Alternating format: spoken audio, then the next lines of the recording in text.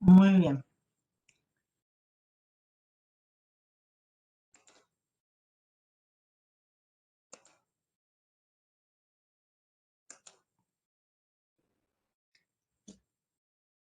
El enlace químico nos va a permitir predecir la forma de los compuestos químicos, la forma espacial, y algunas de sus propiedades químicas. Así que es un tema bastante central de esta materia que vamos a empezar a desarrollar a partir de cosas que ustedes conocen, como es la sal de mesa, un compuesto de uso cotidiano. ¿Cuál es la fórmula de este compuesto, de la sal de mesa? La fórmula química de este compuesto. Cloruro de sodio. Cloruro de sodio, correcto. Este cloruro de sodio se presenta en muchas regiones. En nuestro país, por ejemplo,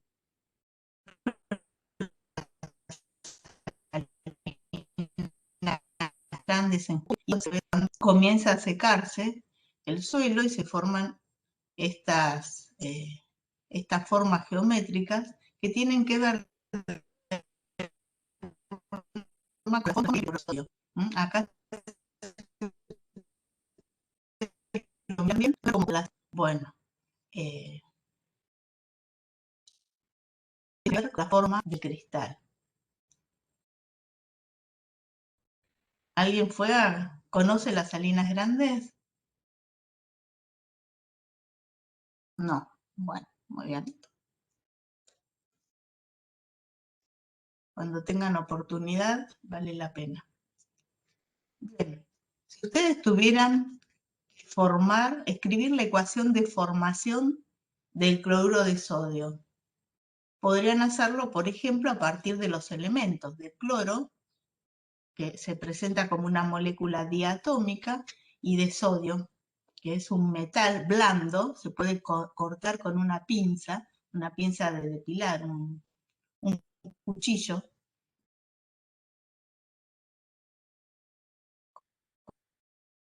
Como se muestra acá en la figura, para formar cloruro de sodio. ¿Cómo sería la ecuación de formación?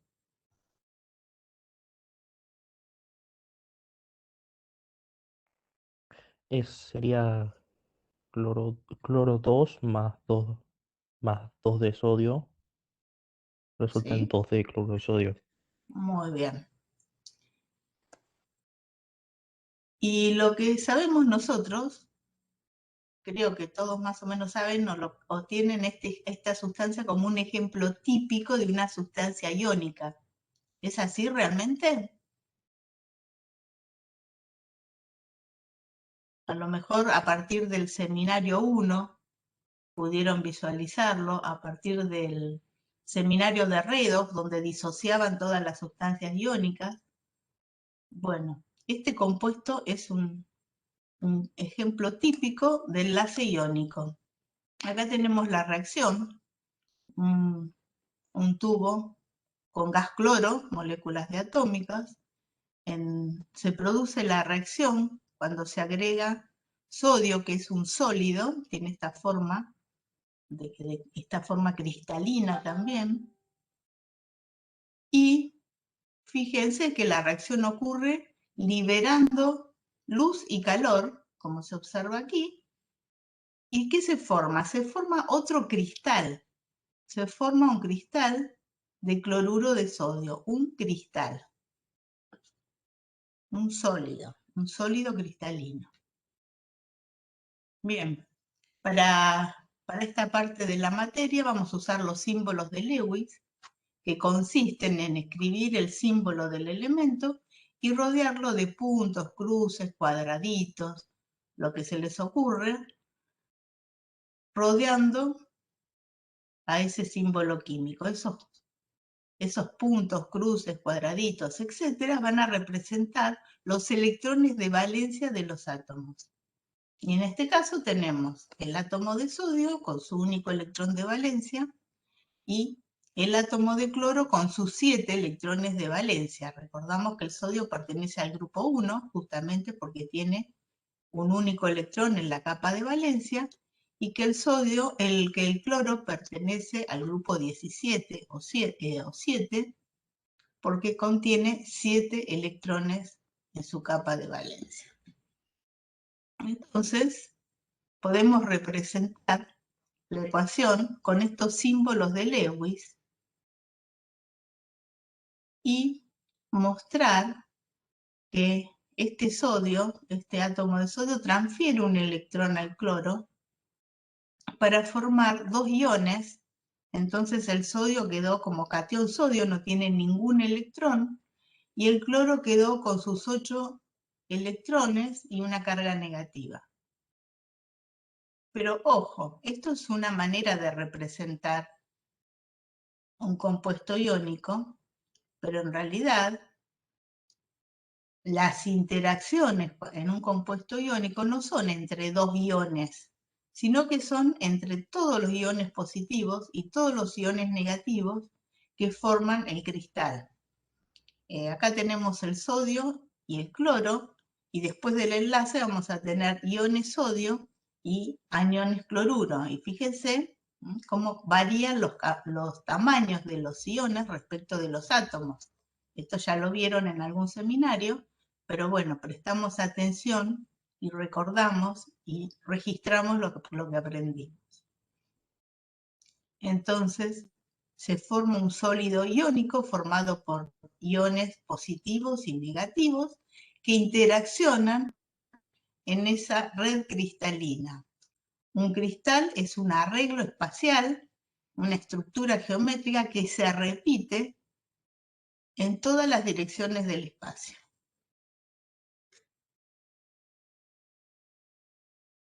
Los compuestos iónicos están formados por un metal y un no metal.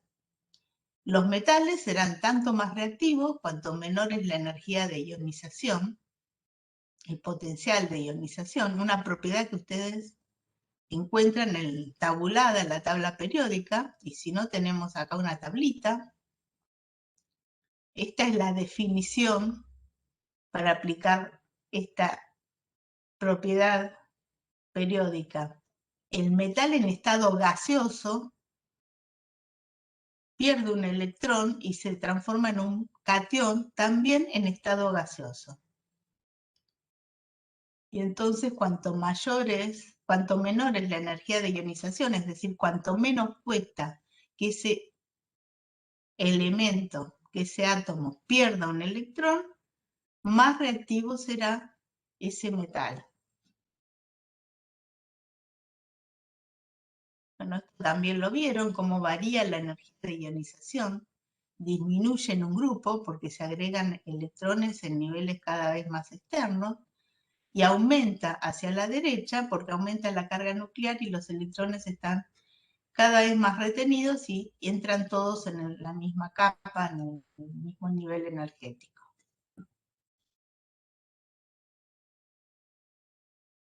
Las energías de ionización sucesivas son cada vez mayores, porque el primer electrón por ahí sale fácilmente, pero el segundo ya va a estar más retenido, y el tercero aún más. Entonces, en el caso del litio, el azul, que es el chiquitito que está primero, es el potencial de primera ionización. El litio tiene 3 electrones, un electrón en el nivel 2s y 2 electrones en el nivel 1s. Bueno, ya cuando tienen que sacar uno de los electrones del nivel 1s, ven, aumenta muchísimo el potencial de ionización.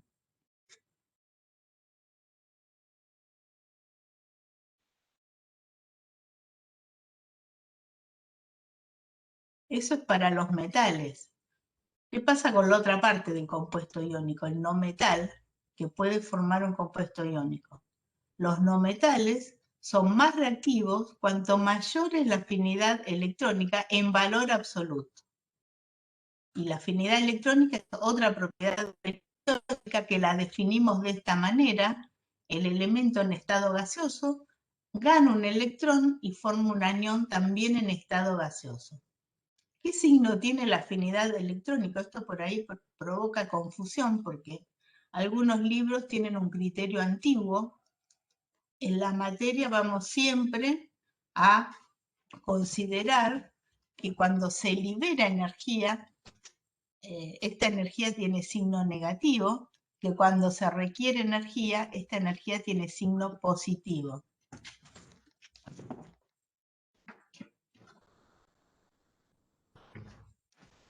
Entonces, por eso es que definimos que un no metal es más reactivo cuanto mayor es la afinidad electrónica en valor absoluto. O sea, el número es más grande, pero siempre con signo negativo.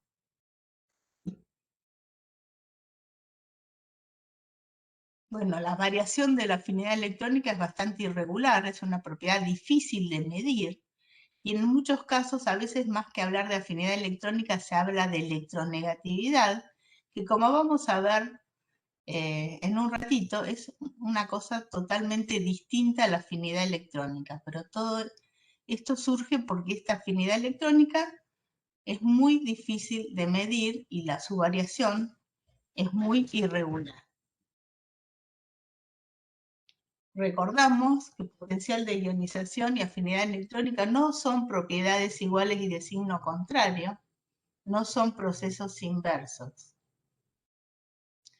Y en cuanto a la formación del ion cloruro, es exotérmica. ¿Y por qué es exotérmico? Porque uno podría esperar que realmente se libere mucha energía cuando se forma el ion cloruro, porque se espera que la afinidad electrónica del ion del cloro sea muy favorable para formar un compuesto iónico. ¿Qué les parece?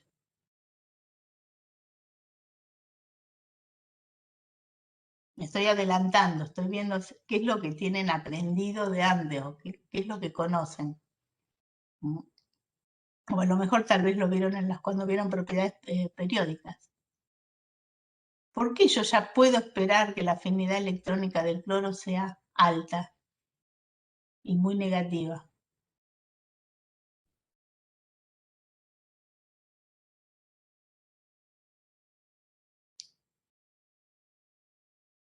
¿Nada? Bien.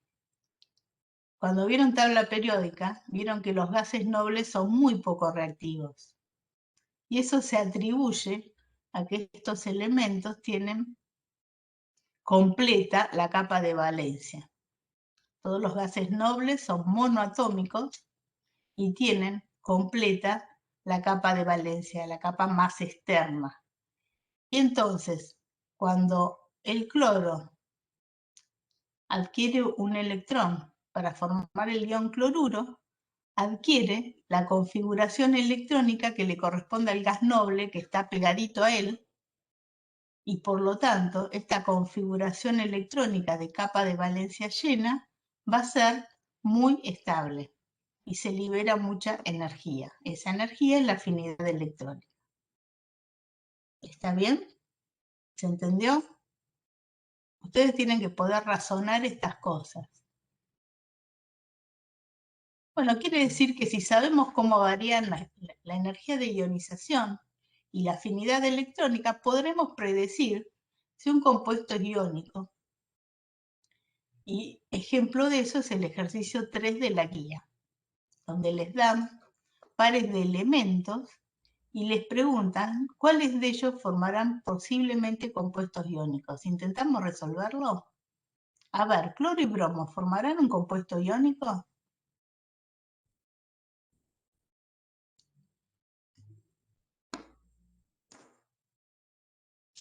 No, ¿Qué les parece? No, ¿por qué no? Bien. porque tienen 7 electrones en la última capa, cada uno. ¿Y? Porque Y la respuesta es que son dos no metales. ¿Se acuerdan que empezamos diciendo que un compuesto iónico está formado por un metal y un no metal? Y luego, cuando ese metal es más reactivo y cuando ese no metal es más reactivo, lo cual equivale a decir cuándo tienen más probabilidad de reaccionar entre ellos para formar un compuesto iónico. Entonces, cloro y bromo no van a formar un compuesto iónico porque son dos no metales, no hay un metal en este par. Litio y argón, ¿formarán un compuesto iónico? Sí. Sí, pero ¿qué pasa con el argón? Es como lo vi en la tabla periódica y dice como que es inerte. Pues, Es inerte. En realidad no es inerte totalmente. Inerte quiere decir que no reacciona, pero sí es muy poco reactivo. Y este compuesto de argón y litio no existe. No reacciona con el litio para formar un compuesto iónico. Por lo tanto, tampoco litio y argón van a formar un compuesto iónico. A pesar de que es un metal, el litio, y el otro compuesto es un gas noble. Bueno, magnesio y flúor.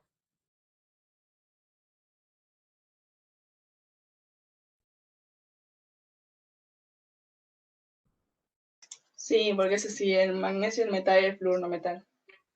Sí, por fin tenemos un metal y un no metal, y es muy probable que formen un compuesto iónico. Grupo 2, el magnesio, grupo 7 o 17, el flúor.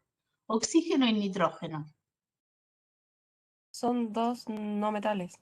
Son dos metales, no forman compuestos iónicos. Bien. Profe, por qué perdón, que Sí, te pregunté, pero no entendí muy por qué no el de litio y el argón. porque el argón es un gas noble. Los gases nobles, por lo general, no forman compuestos, son inertes.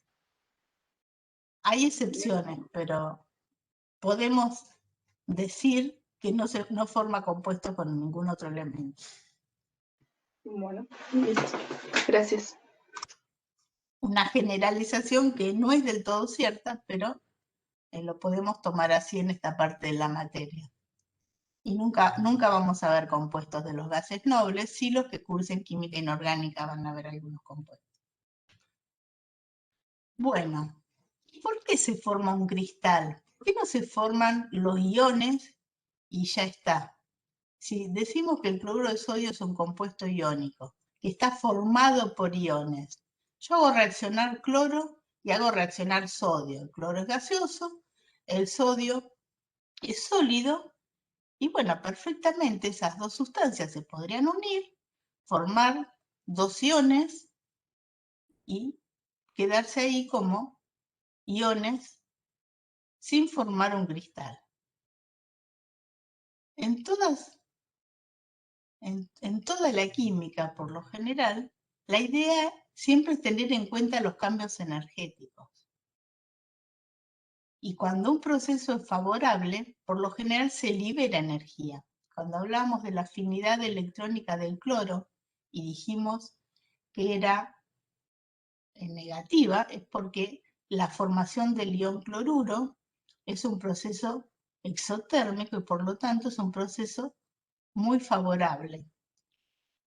Bien, hay otros procesos que también son muy favorables y esto lo sabemos a partir del cambio energético que está asociado a ese proceso. Por ejemplo, si parto de cloro gaseoso y quiero formar el ion cloruro, lo primero que tengo que hacer es disociar la molécula de cloro. La disociación de la molécula de cloro me daría lugar a dos átomos de cloro. Y la energía puesta en juego en este proceso va a ser positiva porque necesito entregar energía y va a ser la energía de disociación. Pero como solo formo un átomo de cloro y no dos, la energía puesta en juego en este proceso es la mitad de la energía de ionización. Luego este átomo de cloro tiene que formar el anión. Y ahí aparece la afinidad electrónica, que es un proceso favorable. Y tenemos formado el anión cloruro, que aparentemente es un proceso favorable, ¿ven? Porque la suma algebraica de estas dos cantidades me va a dar negativa. O sea, la formación del ion cloruro es un proceso favorable. Pero ¿qué pasa con la formación del catión sodio a partir del metal? Lo primero que tenemos que hacer es ese metal pasarlo al estado gaseoso. Eso es sublimar el metal. Y esto requiere gastar energía, ya que estamos pasando de un estado sólido, donde las moléculas están muy juntitas, los átomos están muy juntitos, se atraen mucho entre sí, y para pasarlo a la fase gaseosa debemos separar esos átomos metálicos, como es el caso de los gases, donde las moléculas tienen mucho movimiento, lo cual tampoco tiene lugar en un sólido, y están separadas por grandes distancias. Y por último, este átomo de sodio en estado gaseoso se convierte en un metal, en un catión en estado gaseoso, quitándole el electrón, que es la definición de energía de ionización. Todo el cambio energético que implica formar los iones cloruro y sodio, catión sodio en estado gaseoso, requiere energía, ¿ven? No es un proceso favorable ya. Por lo tanto, es difícil que se formen los productos en estado gaseoso. ¿Por qué? Porque encima puede ocurrir otro proceso que de hecho ocurre, que es la formación del cristal. Cuando se forma el cristal, y esto es una definición, así como en el potencial de ionización partíamos del átomo gaseoso, en la afinidad electrónica la definición implica que el átomo está en estado gaseoso. La formación de un cristal implica que los iones que van a constituir ese cristal están también en estado gaseoso. Y cuando se forma ese cristal, se libera bastante energía, una cantidad importante de energía, que se llama energía reticular. Y entonces estos iones que se habían formado en estado gaseoso forman un cristal, y el cambio neto de energía, la suma de estas dos cantidades, ahora sigue siendo negativo, y es lo que hace que se forme un cristal y no simplemente los iones por separado. Bueno, esto es nada más que para que entiendan, si no, no es que lo muestro para explicar qué pasa a nivel energético, algo que trato de hacer en todas las teorías. En soluciones hablamos del calor de disolución, en reacciones químicas hablamos del cambio de entalpía de la reacción, y acá hablamos de por qué la formación de un cristal es más favorable que la formación de los iones por separado. A nivel microscópico, el enlace iónico se representa como una transferencia de electrones. Esto también seguramente lo han visto, que le cede el electrón de valencia y el cloro lo acepta y quedan formados los dos iones. Pero, repito, el enlace iónico no es la interacción, no es el enlace entre un catión y un anión, sino que es la interacción de muchos cationes y de muchos aniones que están formando una red cristalina. Y justamente el hecho de que esos iones estén en la red cristalina hace que la estructura, que el compuesto formado sea muy estable. El sodio también está formando una red cristalina, el metal sodio. En esa red cristalina hay átomos, no hay iones. Miramos cuando vimos el primer dibujito.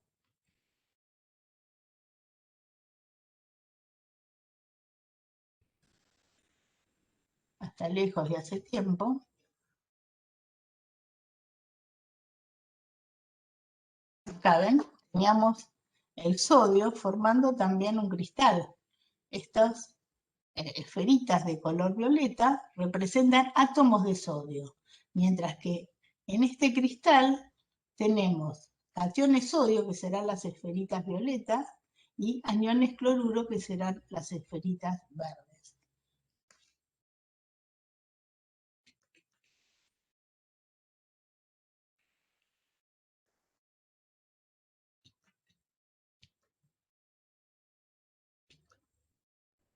Bueno, el fluoruro de litio, otro compuesto iónico, también forma un cristal. ¿Por qué? Porque tenemos el litio, que es un metal muy reactivo. El flúor es un no metal, también bastante reactivo. Los dos Las dos especies reaccionan y forman fluoruro de litio, que es otro compuesto iónico. ¿Qué ocurre con los compuestos iónicos? Los representamos mediante una fórmula molecular. En esta fórmula molecular podemos mostrar el catión hierro, que ha perdido sus 3 electrones de valencia, y el anión cloruro, que tiene la capa de valencia completa y por lo tanto tiene carga negativa.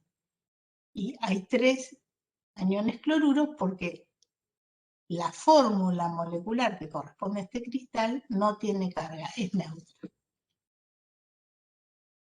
Bueno, entonces vimos hasta aquí el enlace iónico, pero hay otro modelo de enlace, otro tipo de enlace, que es otro modelo extremo. Estos dos casos que vamos a ver son modelos extremos. En el medio, entre ambos, hay una zona en la cual los compuestos tienen distinto porcentaje de carácter iónico y de carácter covalente, y ese porcentaje determinará después si se considera que es un compuesto iónico o un compuesto covalente. Bueno, acá tenemos el seminario 5. Apenas vimos estos 2 puntitos del seminario 5. Queda todo esto, pero no se asusten porque es bastante fácil de comprender. Después, cuando terminen la teoría, vayan chequeando que todos estos temas se dan y que son cosas que necesitan saber para las evaluaciones y para el examen final.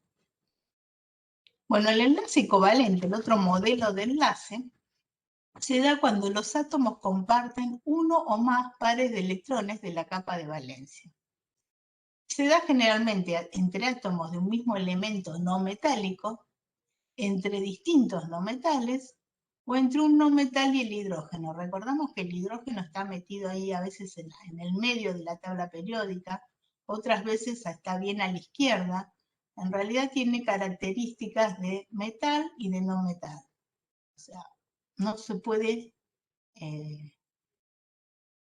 considerar ninguna de esas cosas, ni metal ni no metal.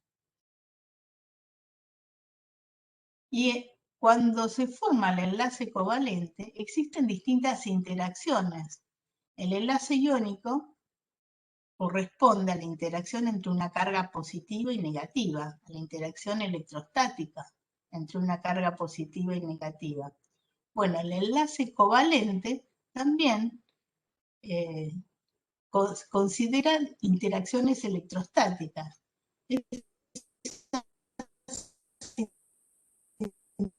Interacciones tienen que ver con los átomos. Cargas positivas y negativas se atraen. Por lo tanto, los átomos entre los electrones y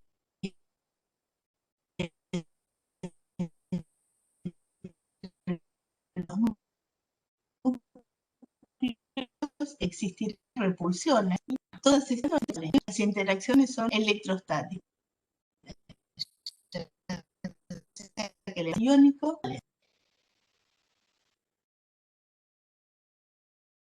podemos distinguir distintos tipos de enlaces. Esa se da entre átomos del mismo elemento. Como estos elementos son iguales, los electrones se comparten por igual. Entonces, resultan los enlaces equidistan de cada uno de los núcleos. ¿Ven? En esta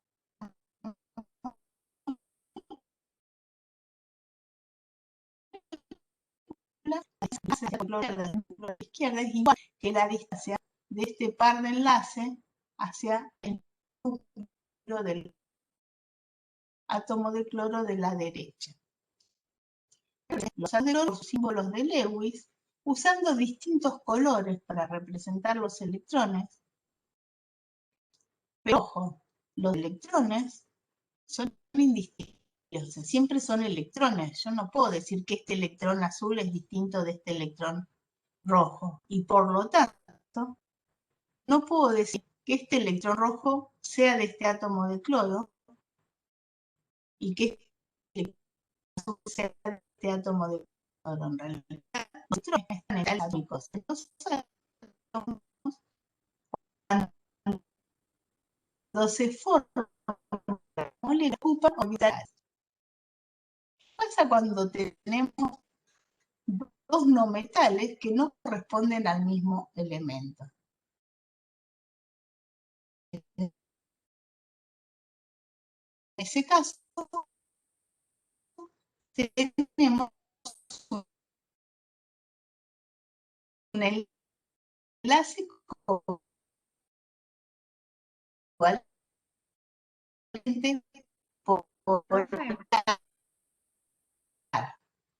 Profe, perdón que te interrumpa, pero se te retraba, apenas se te escucha. Esto tiene que ver con que sí, no, está bien. Sí, a mí me pasa lo mismo. Sí, a mí también. Sí, a mí también pensé que era mi internet. Sí, pero parece que no nos escucha. Ah, sí, sí, nos escucha.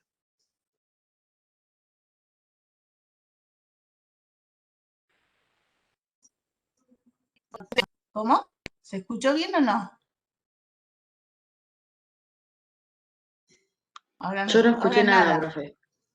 Ahora, Sí, ahora sí. bueno, Sí, profe, ahora sí se te entonces escucha. decimos, igual yo veo que se me recuadra el cuadradito de la imagen. Entonces,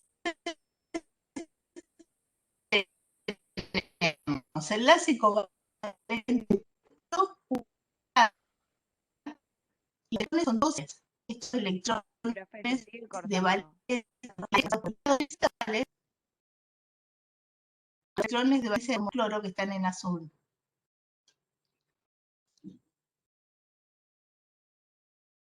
Pero cuando los átomos que forman el enlace son dos no metales que son distintos, en ese caso, uno de los átomos es más electronegativo que el otro, y eso significa que la nube electrónica del enlace, que la densidad negativa del enlace va a estar desplazada hacia ese átomo más electronegativo y se generará un dipolo eléctrico. Acá tenemos un dipolo eléctrico. ¿Ven que hay una carga negativa concentrada sobre este extremo y una carga positiva concentrada en este extremo? Y en este caso, la diferencia de electronegatividad entre los átomos no es lo suficientemente grande como para que ocurra una unión iónica. Cuando se forma un compuesto iónico, la diferencia de electronegatividad es grande. Para el caso de compuestos iónicos es mejor hablar de afinidad electrónica y de potencial de ionización. Cuando tenemos un enlace covalente, hablamos de electronegatividad, y la electronegatividad no es una propiedad, porque no es una propiedad de los átomos, es una propiedad de los átomos en el enlace. Si no hay enlace, no hay electronegatividad. ¿Se está escuchando mejor? Sí.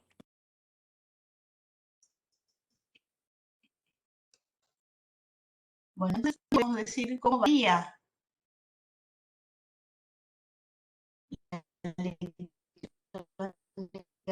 la tabla periódica para las moléculas.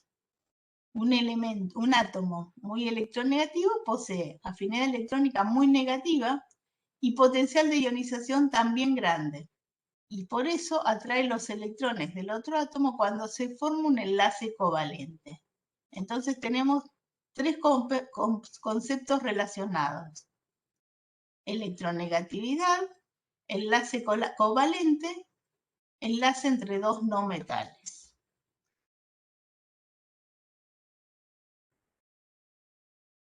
Esta electronegatividad no se puede medir, solamente se puede medir en relación a otro elemento, por lo tanto es un concepto relativo, no se puede medir en valor absoluto.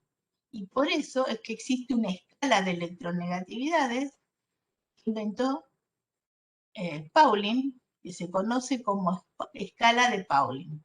Acá dice cómo llegó a hacer esa escala, no nos interesa, nosotros simplemente vamos a encontrar el valor de la electronegatividad en la tabla periódica y lo vamos a usar. Pero esa electronegatividad corresponde a la electronegatividad del elemento en la escala de Pauling. Así es como varía. El elemento más electronegativo es el flúor y el menos electronegativo es el cesio. Y fíjense, aquí abajo tenemos los valores de la electronegatividad. Y varía entre 0 y 4. O sea, esta escala de Pauling tiene como valores extremos 0 y 4. El flúor, que dijimos que era el más electronegativo, tiene electronegatividad igual a 4. Y para el cesio tenemos un valor de 0,7. Creo que es de los más bajitos.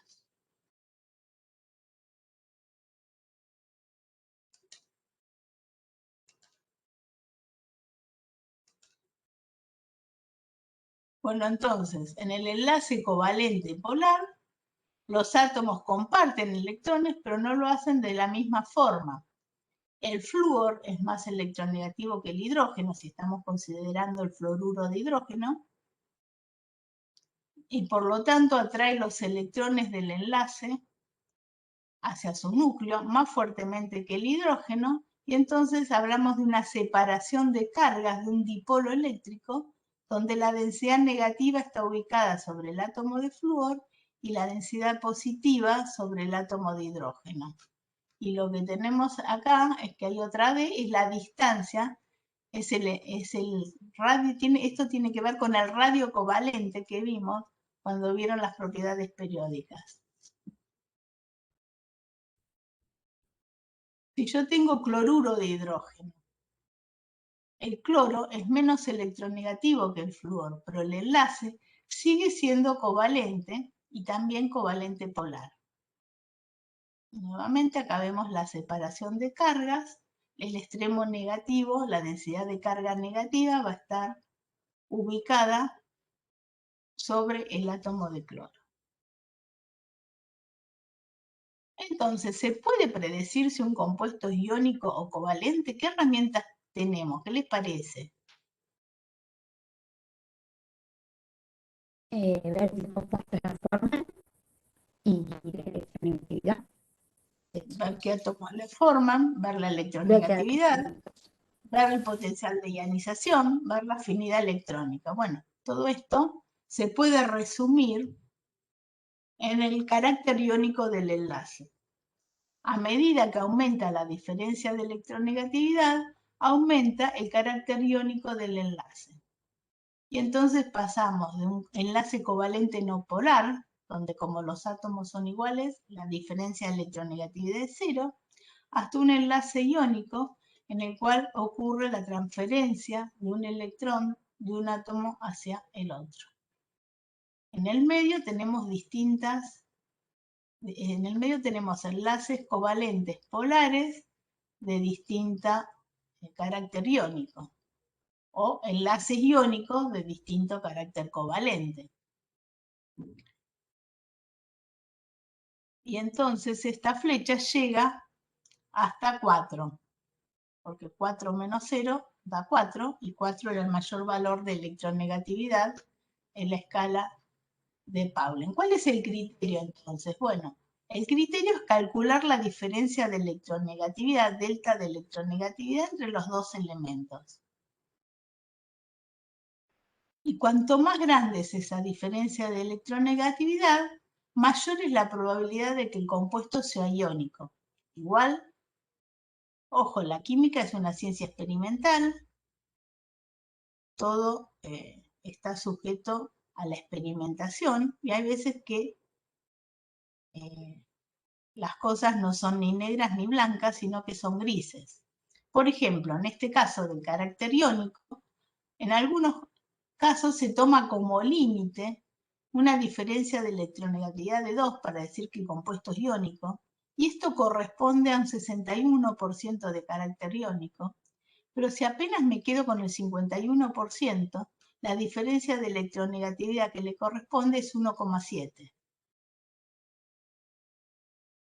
Si la diferencia de electronegatividad es menor que 0,4, el compuesto será covalente no polar, y si está comprendido entre 0,4 y 2 o 1,7, según el criterio que elijamos, el enlace será covalente polar. Bueno, hay tablas, la mayoría no, pero hay una tabla que tiene los Profe. elementos. Sí, Si tengo 0,4 es covalente no polar o polar. son límites aproximados. En general es covalente no polar. Bueno, Todo esto es un criterio que está sujeto a lo que diga la experimentación. Los compuestos se estudian, se caracterizan, pero bueno, lo importante es que este porcentaje de carácter iónico en realidad no está en todas las tablas, pero la tabla esa que tiene los hexágonos, no me acuerdo de qué marca es, hay una tabla en papel, no la pude encontrar en internet, que tiene en el medio entre los metales y los no metales, donde están los elementos de transición, por encima de los elementos de transición tiene un recuadro, y en ese recuadro tiene tabulado la diferencia de electronegatividad y el porcentaje de carácter iónico que corresponde. Bueno, eso si queremos calcular el porcentaje de carácter iónico. En realidad, ustedes con la diferencia de electronegatividad, que es algo que pueden obtener de cualquier tabla periódica, pueden predecir si ese enlace será iónico, covalente o covalente polar. Y acá tenemos representada el porcentaje de carácter iónico en función de la diferencia de electronegatividad, y la curva es esta, ¿ven? No es una línea recta, es una curva, por eso digo, esto es aproximado, y acá tenemos el límite arbitrario del 50%, y por encima tenemos compuestos iónicos y por debajo tenemos compuestos covalentes. Y fíjense, el fluoruro de hidrógeno. Acá dice que el enlace es covalente, igual que en el cloruro de hidrógeno, igual que en el bromuro de hidrógeno. Y eso es, a pesar de que la diferencia de electronegatividad es alta. Esto es lo que siempre les hacemos hincapié cuando decimos el cloruro de hidrógeno no es iónico, es un compuesto covalente. Cuando está en agua, se disocia y forma iones cloruro y protones, pero esos iones están hidratados, están en solución. Entonces, acá queda claro que estos hidruros de los halógenos, de los halogenuros, son compuestos covalentes, no son iónicos. Bueno, por ejemplo, si tuvieran la tablita, la tabla periódica que yo les decía, pueden calcular la diferencia de electronegatividad entre los dos elementos. Para el caso del fluoruro de magnesio, les da 2,8, y el porcentaje que leen en la tabla es 86% de carácter iónico, y en consecuencia el compuesto es iónico. Igual ya con este valor de diferencia de electronegatividad, ustedes ya van a poder decir sin lugar a dudas que el compuesto es iónico. Bueno, acá les quería mostrar entonces cómo se pueden clasificar los enlaces entre los átomos de flúor. Son dos átomos de un no metal. La diferencia de electronegatividad va a ser 0, el enlace es covalente. En el fluoruro de litio les va a dar mayor que 1,7, probablemente mayor que 2. El enlace es iónico. Y en el fluoruro de hidrógeno, este valor de diferencia de electronegatividad sale de alguna tabla y está entre 1,7 y 2. Y en realidad el compuesto es covalente. Si sacan valores de diferencia de electronegatividad de otra tabla, debería ser lo mismo. Así que no sé si esto está equivocado o realmente es lo que sale de la tabla, porque claramente acá en la figura está por debajo. Claro, 1,7 está acá, está entre 1,7 y 2. ¿Ven? Podría ser iónico, pero en realidad es covalente. Es 1,9. Y entonces ese valor de 1,7 no nos serviría para decir que el compuesto es covalente o iónico para el caso de subcompuestos como el fluoruro de hidrógeno. Bien, el ejercicio 3b hicimos el A hoy cuando hablamos de compuestos iónicos. Pregunta, ¿en cuáles de estas moléculas habrá enlaces covalentes puros y en cuáles enlaces covalentes polares? ¿Cuál es el criterio? El criterio, ¿cuál es? Ver cuáles son los átomos que componen esas moléculas. Son todos no metales. En algún caso es el mismo no metal y en otros casos son distintos no metales. El único caso en el cual el compuesto es covalente, puro o no polar es el del hidrógeno. Puede haber alguna que tenga un valor de 0,4, una diferencia de electronegatividad muy baja, y entonces lo pueden considerar a ese compuesto como covalente apolar. No es polar, no hay separación de cargas, no hay un extremo de la molécula con densidad de carga negativa y otro positivo. O bien, si lo hay, es muy pequeña esa densidad de carga, esa diferencia de carga entre un extremo y otro de la molécula.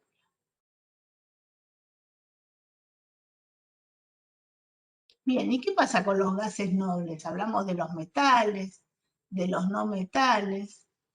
Como ustedes saben, los gases nobles tienen 8 electrones de valencia. Por eso pertenecen al grupo 18. Vimos que los átomos pueden ganar, perder o compartir electrones.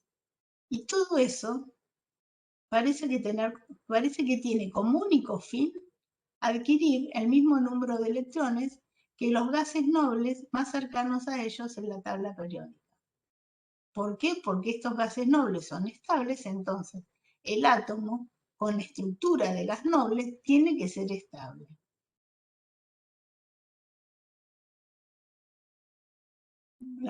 Muchos átomos sufren reacciones químicas y terminan teniendo 8 electrones de valencia, igual que los gases nobles de número atómico más próximo. Esto da lugar a lo que se llama la regla del octeto.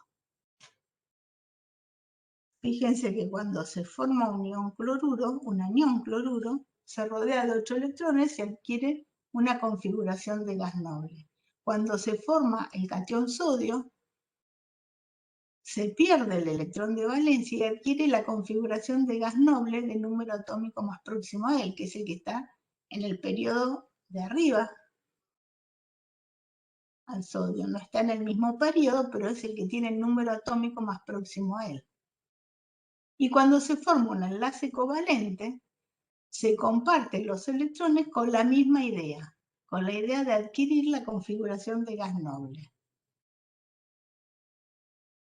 Entonces, cuando se forma un enlace covalente, la idea es alcanzar un octeto estable, excepto cuando uno de los elementos es el hidrógeno, que alcanza la estabilidad cuando tiene 2 electrones, porque solo puede tener 2 electrones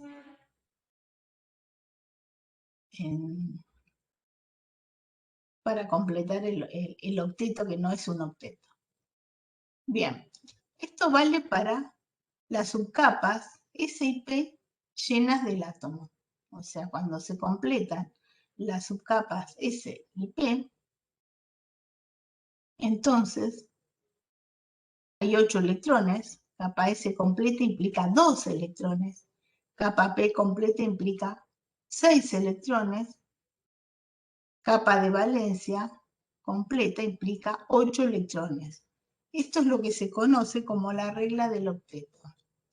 Entonces ahora vamos a usar las estructuras de Lewis para mostrar los enlaces covalentes.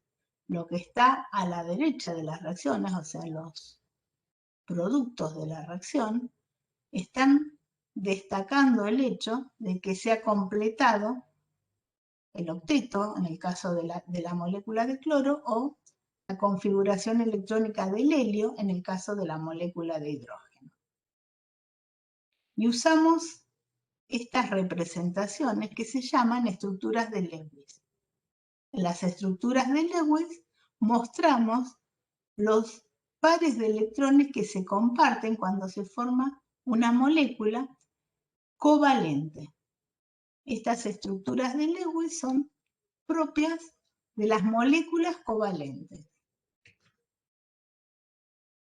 Vamos a ver, por ejemplo, en esta serie de compuestos, la molécula de agua que tiene 3 átomos, hasta ahora vimos solo 2. Tenemos un metal, un no metal, el oxígeno, el hidrógeno, que puede comportarse como metal o como no metal, pero en este caso forma un enlace covalente, o sea, es como, se comporta como un no metal, porque está frente al átomo de oxígeno. Representamos por símbolos de Lewis los dos átomos, no cumple la regla del octeto, pero si se comparte este electrón del hidrógeno con uno de los electrones del oxígeno y el electrón del otro hidrógeno con el otro electrón del oxígeno, se ha formado un enlace covalente acá y otro enlace covalente acá. O sea, en la molécula de agua hay 2 pares de electrones enlazantes, hay 2 enlaces covalentes que unen el oxígeno con el hidrógeno. Y estos que están acá arriba, que quedaron solitos, son átomos, son electrones no enlazantes, no están formando enlace. Fíjense que siempre que hacemos una estructura de Lewis, siempre que sea posible, los electrones tienen que estar ubicados de a pares. O sea, yo pongo pares de electrones juntitos. Algo que por favor tengan muy en cuenta cuando dibujen estructuras de Lewis. Los pares de electrones van juntitos.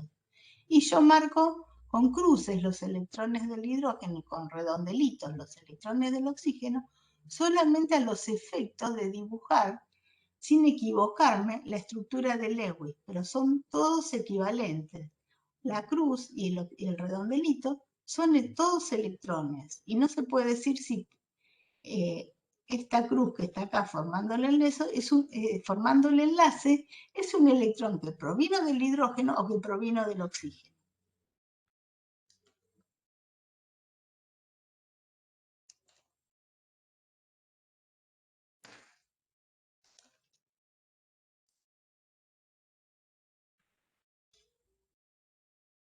Bueno, esto se puede hacer también mostrándolo, los pares enlazantes como guiones, pero no se pongan a graficar así. Pasen por la estructura de puntos, por la fórmula de puntos, y después, si quieren, cuando estén cancheros para dibujar estas estructuras, pongan guiones. Cada rayita, cada guión representa un enlace simple, es decir, un enlace en el cual participa un par de electrones. ¿Qué pasa en la molécula de amoníaco? Tenemos 5 electrones para el nitrógeno, que representaría por 5 crucecitas, y esas 5 cruces, representaríamos, mejor dicho, por 5 puntitos, para ser coherentes con la figura, 5 puntitos, de los cuales 2 quedarían solos sin formar enlace, y los otros 3 están formando un enlace con el electrón de los átomos de hidrógeno. Cada átomo de hidrógeno aporta un electrón al hidrógeno, a la molécula, al enlace. Entonces, cada guión de estos representa un enlace en los cuales hay un electrón del hidrógeno y otro del nitrógeno. Es lo mismo que hacíamos en el agua, lo que pasa que acá nos salteamos el paso de los puntitos, algo que les pedí que no hicieran. Otra molécula. Los átomos de oxígeno. Los átomos de oxígeno por separado no cumplen la regla del octeto. Pero si quiero que cumpla la regla del octeto, fíjense lo que tengo que hacer. tengo que poner 2 pares de electrones compartidos. 2 pares. Cada oxígeno aporta de su capa de valencia 6 electrones, porque pertenece al grupo 16, el oxígeno, o el grupo 6. Entonces, la única forma de que cada uno esté rodeado de 8 electrones, lo que voy a hacer ahora es representar el octeto.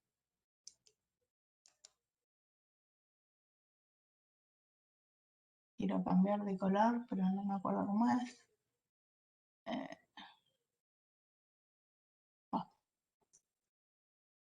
Entonces dijimos, para que se cumpla la regla del octeto, tengo que poner 2 pares de electrones compartidos.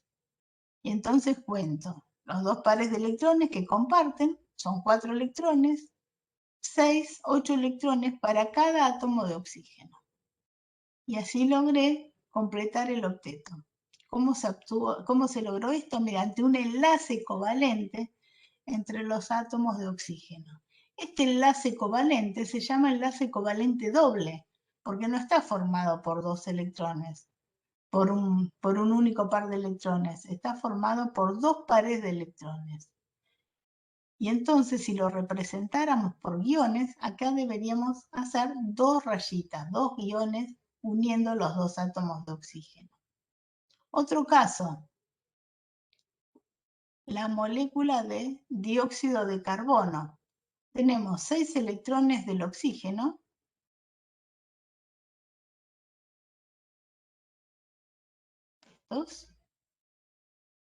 y tenemos también 4 electrones que aporta el átomo de carbono y tenemos los 6 electrones del otro oxígeno.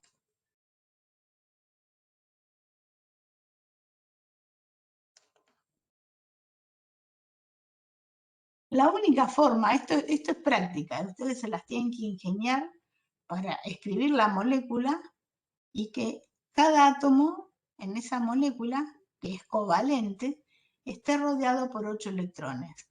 Y fíjense que la única forma de que esta molécula complete el octeto para todos los átomos que la forman es mediante 2 uniones dobles. 2 uniones dobles.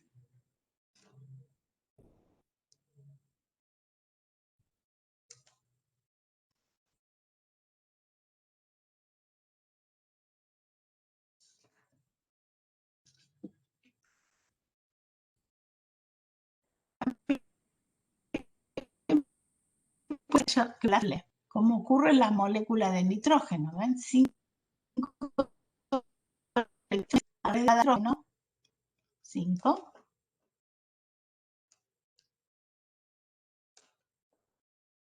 Esos 5 electrones van a ser iguales a los 5 electrones de este átomo de nitrógeno, pero la molécula, la única forma de completar el octeto es, esto no me gusta, en realidad serían 3 hileritas, así. Ahí. Estos de acá no, serían 3 hileritas de 2 electrones cada uno, y cada hilerita estaría representada por un guión. ¿Y esto por qué es? Porque en un orbital molecular, igual que en un orbital atómico, solo hay capacidad para 2 electrones. Entonces, esta estructura realmente es muy fea, sino que tendrían que haber puesto 3 hileras de 2 electrones cada una.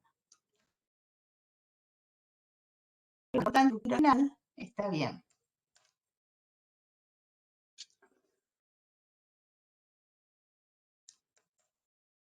¿Se entiende? Esto lo van a practicar un montón y se los van a explicar de nuevo en la clase de mañana. Además de moléculas, el enlace covalente se presenta en iones poliatómicos, como es el caso del ion amonio, el ion nitrito, el ion nitrato, el ion sulfato. Hay unos cuantos aniones o cationes, más aniones que cationes, en los cuales los átomos están enlazados por enlaces covalentes. Vemos acá el caso del ion amonio. Lo van a volver a ver mañana en el seminario. Para el nitrito, podríamos hacer cualquiera de estas. Podemos poner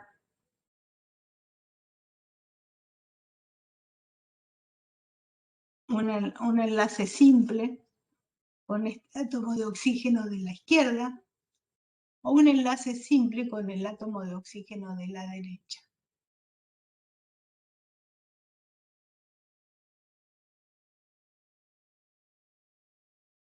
Esta carga negativa, que está acá, en realidad es un electrón de más que hay en el átomo de oxígeno.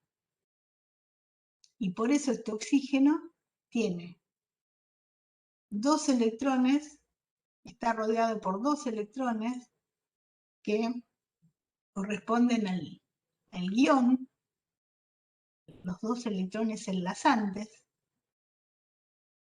uno de los cuales podemos decir que lo aportó el oxígeno, dos pares de electrones no enlazantes, pero en realidad son tres pares, porque este menos en realidad es un electrón que estaría completando acá, y entonces sí puedo contar 2, 4, 6, 8 electrones, ¿ven? Este menos en realidad es un electrón, cuenta como un electrón. ¿De dónde salió este electrón? Bueno, este electrón quedó, por ejemplo, del átomo de hidrógeno, que estaba unido a este oxígeno, se fue de la molécula, se fue, dejó, abandonó la estructura y dejó su electrón que corresponde a la carga negativa del anión. Pero, ¿cuál es el mejor? ¿Esta o esta? ¿Dónde estaba el átomo de hidrógeno primero? ¿Estaba acá, en el oxígeno de la izquierda?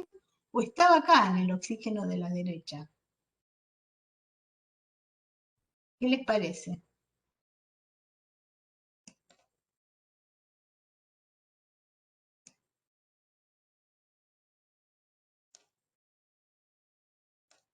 ¿Cuál es mejor? A partir de todo lo que estuvimos hablando, lo más importante es que los electrones son todos iguales. Y si los electrones son todos iguales, Cualquiera de este los dos. este átomo de oxígeno es igual a este. Entonces no puede ser que uno esté más unido al nitrógeno que el otro. Bueno, en ese caso hablamos de un enlace intermedio entre uno simple y uno doble y hablamos de estructuras resonantes. El enlace se representa por cualquiera de las dos formas y en realidad se representa por estas dos formas en equilibrio, por estas dos formas presentes en cualquier caso que se considere la molécula. El caso de este anión tiene dos estructuras resonantes. Hay otras sustancias, otros aniones que tienen tres estructuras resonantes. Entonces, lo vamos a ver ahora, pero lo importante es que ninguna es la correcta, sino que hay una contribución de las dos estructuras que se llaman resonantes y el enlace corresponde a un enlace intermedio entre uno simple y uno doble. ¿Por qué digo corresponde? Porque el enlace, además de por guiones, una rayita, dos rayitas, tiene una correspondencia con una longitud del enlace y con una energía del enlace. Un enlace simple es más largo y tiene menor energía, y un enlace doble, que es más corto y tiene más energía porque la unión es más fuerte, hay más electrones haciendo en esa unión, y si consideramos un enlace triple, tiene todavía más energía que un enlace doble, por supuesto también que uno simple, y es más corto que un enlace doble y mucho más que uno simple.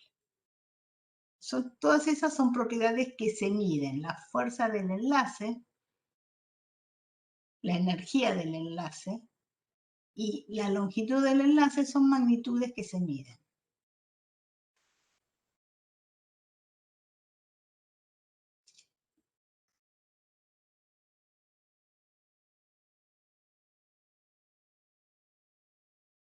Miren lo que pasa acá. Yo tengo esta molécula, esto es una molécula, no es un anión. El azufre, ¿de qué grupo es?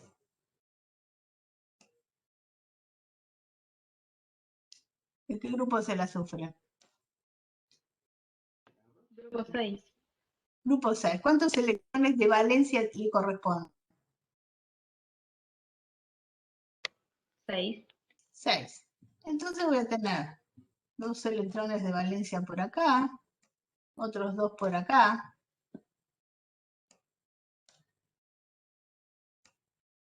otros 2 por acá, y ya completé los 6 electrones. Estas rayitas en realidad son puntitos, lo que pasa es que se me va el lápiz. ¿Cómo hago para que se complete el octeto? Bueno, si quiero formar un enlace con un átomo de oxígeno, este átomo de oxígeno, ¿cuántos electrones de valencia tiene? 6. 6 también, entonces voy a tener una crucecita, 2 crucecitas que corresponden a un par de electrones no enlazantes del oxígeno, otro par de crucecitas por acá, y otro par de crucecitas por aquí abajo. Acá ya tengo los 6 electrones del oxígeno, no tengo más. Pero están estos 2 electrones del azufre que pueden compartir el octeto. Pueden contar tanto para el átomo de oxígeno como para el átomo de azufre,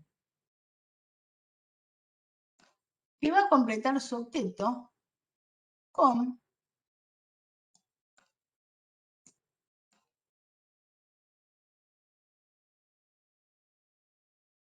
los electrones del otro átomo de oxígeno, que lo vamos a poner por acá. ¿Cuántos electrones tiene el oxígeno? Entonces dijimos 6. Bien. Si tiene 6 electrones, entonces, bueno, me parece que esto es el anión, a ver. 18.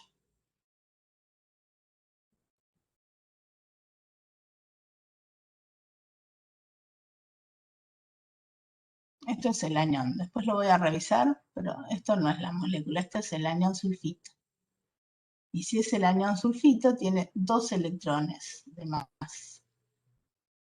Porque el ácido sulfuroso tiene 2 hidrógenos. A ver. Bueno, esto se los chequeo y se los digo bien la próxima clase. Lo voy a poner en la teoría en PDF, va a estar bien. Tenemos en total 18 electrones, 6 de cada oxígeno y 6 del azufre. Nos tenemos que ingeniar para que todos los átomos queden rodeados de 6 electrones. Lo que confunde es que acá hay una flechita que pareciera que los 2 electrones de este enlace fueran parte de este azufre. Entonces tenemos 2, 4, 6.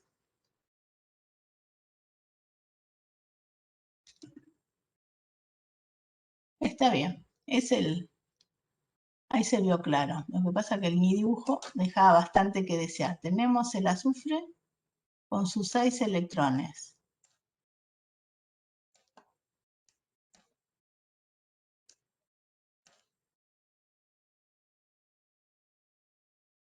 Lo que pasa es que lo que no va es esto.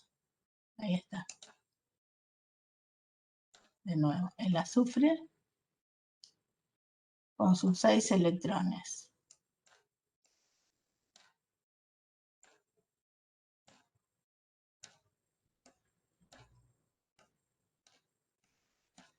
Estos son los del azufre.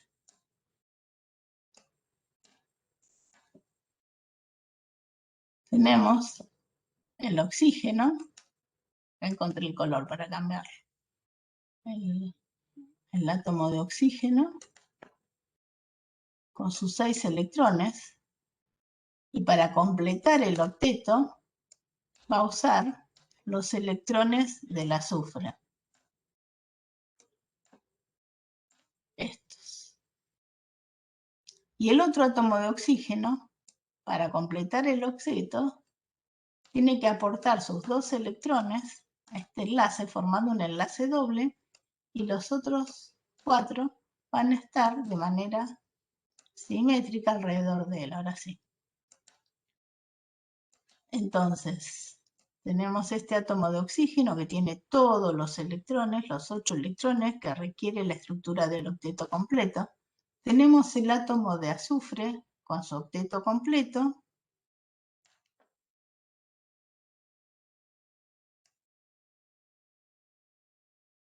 Y tenemos el átomo de oxígeno con su octeto completo.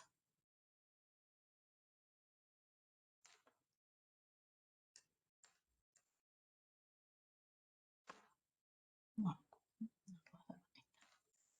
Ahora, ¿qué pasa con estos 2 electrones? Son del oxígeno, pero insisto, los electrones no tienen marca, no tienen dueño, son todos iguales. Lo podemos representar, indicar que esos electrones provienen del azufre, poniendo una flechita diciendo este par de electrones formaba parte de los electrones de valencia del azufre, lo cual no es cierto, pero es algo que nos ayuda a representar el enlace covalente, y este enlace se llama enlace covalente dativo, o en realidad lo más apropiado es enlace covalente coordinado. ¿Por qué? Porque los electrones los aporta uno solo de los átomos que integra la molécula. Entonces, enlace covalente coordinado. Y otra vez, el doble enlace podría estar acá, o podría estar del otro lado.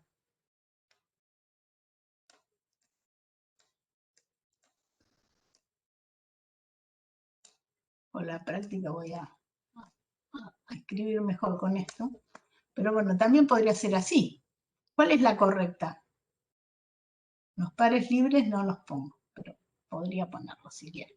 ¿Cuál es la correcta? ¿Esta o esta? Otra vez, esta molécula tiene 2 estructuras resonantes. Entonces, diríamos que la unión es intermedia entre un enlace simple y doble. Eso si nos quedamos con la regla del octeto. Pero si vamos un pasito más allá y medimos las longitudes del enlace, van a ver que la longitud de esta unión no es intermedia entre un enlace simple y uno doble, sino que realmente es una unión doble igual que esta. Entonces, ¿qué pasa con el octeto del oxígeno? ¿Se cumple o no se cumple? ¿Hay 8 electrones rodeando el átomo de oxígeno en esta estructura de acá abajo? Que es la correcta, desde ya les digo, esta es la estructura que corresponde a esta molécula de dióxido de azufre. ¿Hay 8 o no hay 8 para el oxígeno si dibujo esto así? Para el oxígeno. Sí, profe. Contamos 2, 4, Estas 8. 6, 8. Lo mismo para este oxígeno, pero ¿qué pasa con el azufre?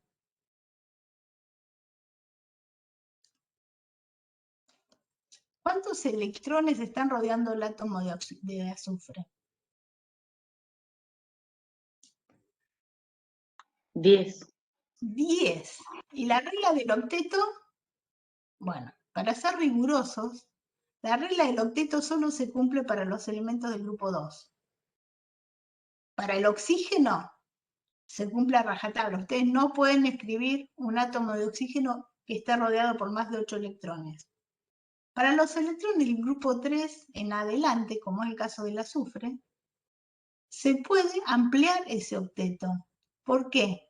Porque el azufre tiene orbitales D muy próximos en energía y puede usar esos orbitales D para formar el enlace. Entonces los electrones ya no están más en orbitales S y P moleculares, sino que aparecen enlaces donde intervienen electrones en orbitales d. Y por eso es que los elementos del grupo 3 y superiores, del grupo 3, del periodo 3 y superiores, pueden ampliar el octeto. ¿Se entendió? Si ustedes me hacen esta estructura en un examen, está bien. Y si hacen esta, está mejor. Pero esta no va a estar mal, porque para el nivel del curso, está bien que ustedes tiendan a hacer las moléculas completando el octeto. Pero van a moléculas donde el octeto está expandido, y entonces no podemos dejar de explicarlo.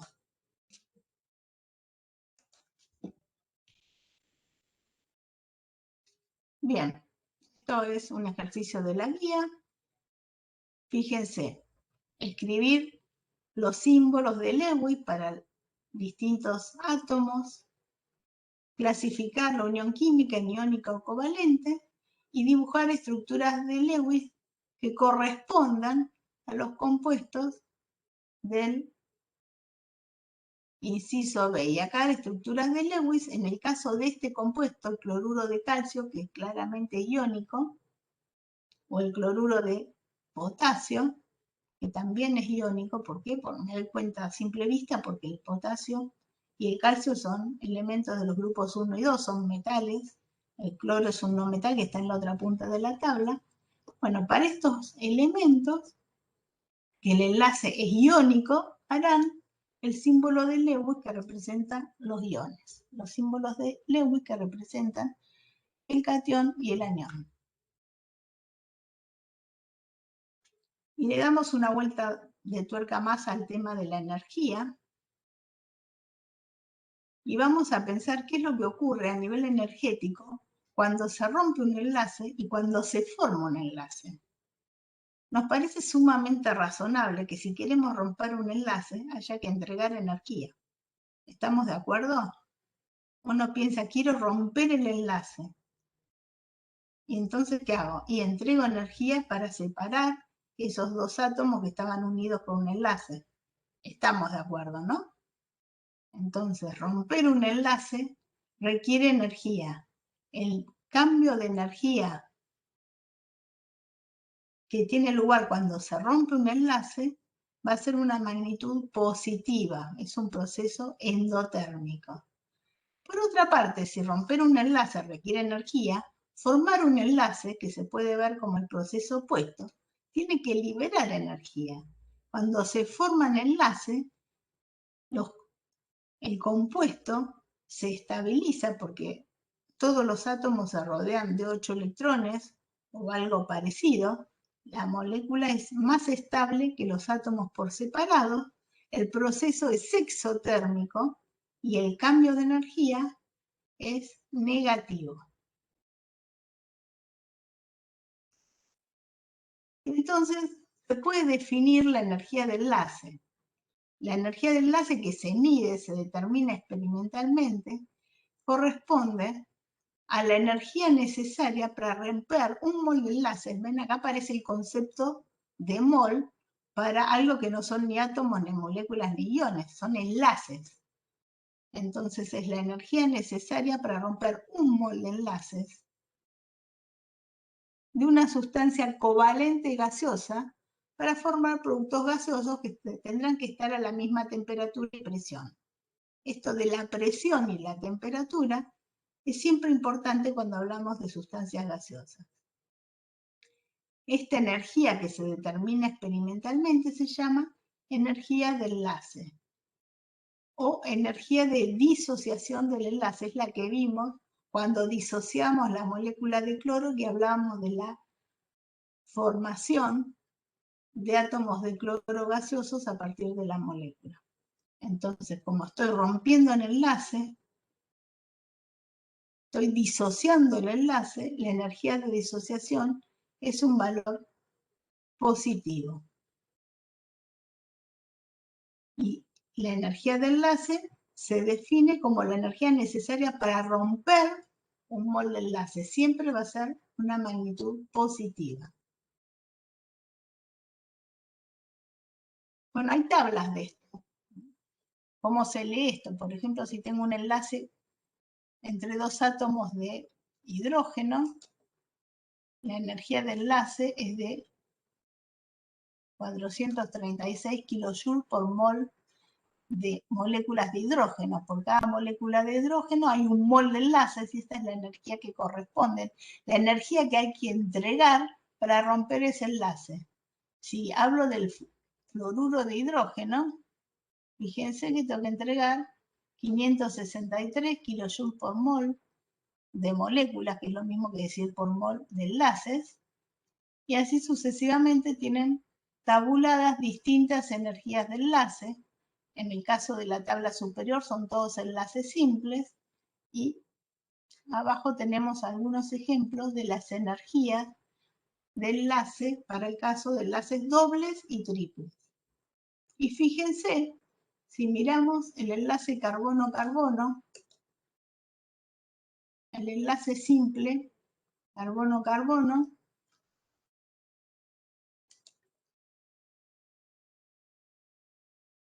tiene este valor de energía de enlace, 413. El enlace doble tiene mayor energía de enlace, o sea, para romper un enlace doble que es más fuerte, tengo que entregar mayor energía. Y si es un enlace triple, aún todavía la energía es mayor. Esto es comparar lo que estuvimos diciendo con lo que ocurre en la realidad. ¿Y para qué definimos las energías de enlace? Bueno, las definimos para entender mejor algunos conceptos, por ejemplo, el de estructuras resonantes. Acá tenemos el ion nitrato, y fíjense que si hacemos la estructura de Lewis de este anión, que tiene un electrón más porque es un anión, acá está representada la carga negativa, para que se cumpla la regla del octeto en cada uno de los átomos, tienen que escribir un enlace doble y dos enlaces simples. Este y dos simples. O bien un enlace doble y dos simples, o bien un enlace doble y de oxígeno y dos simples. ¿Cuál es mejor? Ninguna. Las tres estructuras están presentes en este anión. No hay una unión nitrógeno-oxígeno más fuerte que la otra, no hay una doble y dos simples, sino que la fuerza de la unión es intermedia entre la que corresponde a dos uniones simples y una doble, o sea, es un promedio ponderado. Las tres uniones tienen igual fuerza y por lo tanto las tres uniones tienen la misma longitud. Esto se da siempre que hablamos de estructuras resonantes.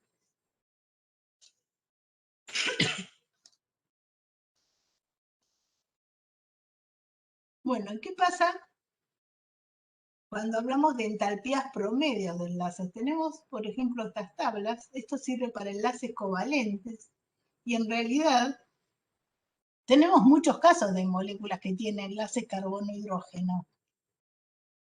Una es la molécula de metano, pero otra puede ser una molécula diferente. Por ejemplo, una molécula de benceno, que es cíclica. O sea, lo mismo pasa con un enlace carbono-cloro. Puede corresponder a una molécula con un solo átomo de carbono o con dos. Bien, ¿de dónde sale este valor? Si hay muchas moléculas que tienen estos enlaces que tiene acá, bueno, sale de promediar muchos valores de enlace entre muchas moléculas que tengan la unión en cuestión. Por eso estos numeritos que salen de estas tablas les van a dar energías aproximadas que les van a permitir calcular el calor de una reacción química. Y acá me parece que les voy a deber el ejemplo. Y les voy a deber el ejemplo, pero ustedes quieren conocer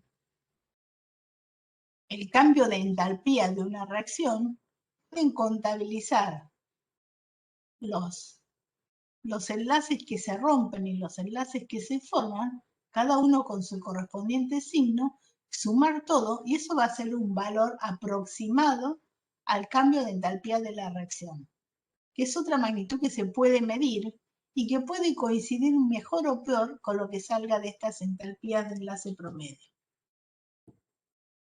Cuando les cuelgue esta teoría, van a tener completo